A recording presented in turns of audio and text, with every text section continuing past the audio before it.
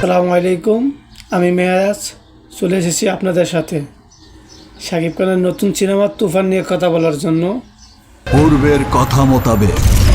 পূর্বের কথা মতো এই কথাটা বলল প্রথমেই শাকিব খান।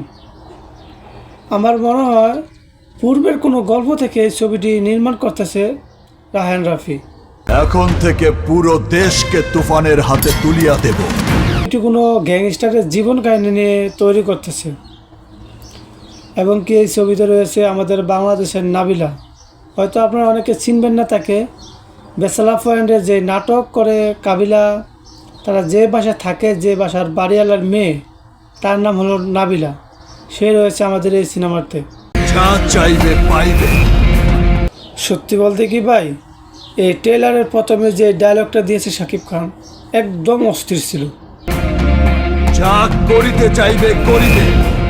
একটা কথা তো বলতেই ভুলে গেলাম, এই ছবিতে আরও রয়েছে মিশা সওদাগর ও চঞ্চল চৌধুরী।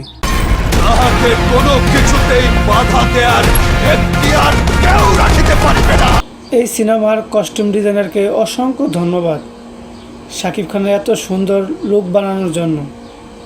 আমার মনে হয় 20 ছবিতেও আমরা এত সুন্দর শাকিব খানকে দেখিনি। এই প্রথমবারের মতো এত সুন্দর লুক নিয়ে শাকিব খান বাংলাদেশে হাজির হয়েছে। এই সিনেমাটিতে যুক্ত রয়েছে ভারতের SBF টিভিও।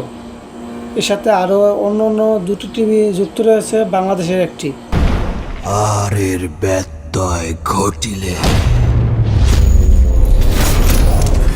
আপনারা যাই আর বলুন না কেন, সিনেমাগুলো অ্যাকশনগুলো কিন্তু অস্থির ছিল, লুকগুলো কিন্তু অস্থির আমার কাছে মনে হয়।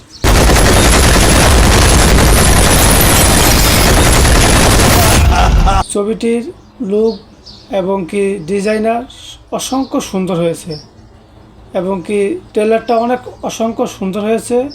আপনাদের যার কাছে যেমন লাগছে দয়া করে কমেন্ট করে জানিয়ে দিয়ে যাবেন।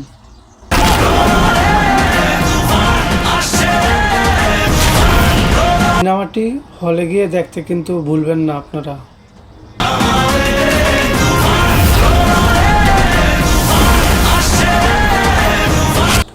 এই সিনেমার সুপারহিট গান মুক্তি পেতে পারে কয়েকদিনের ভিতরে, এই জন্য সবাই চোখ রাখুন ইউটিউবে।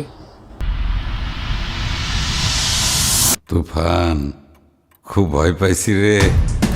আমার মনে হলো চঞ্চল ভাইয়া এই সিনেমাতে ভিলেনের পাঠ করেছে এবং কি তার মুখে হাসি রেখে যে ডায়লগটা দিয়েছে, ডায়লগটা কিন্তু অস্থির হয়েছে এবং কি তাকে ভিলেন হিসাবে কিন্তু 100-তে 100 দেওয়া যায়।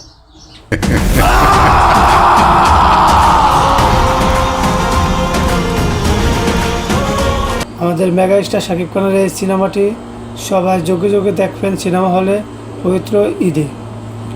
এবং কি কার কাছে কেমন লাগলো তাও আমার কমেন্ট বক্সে কমেন্ট করে জানিয়ে দিবেন।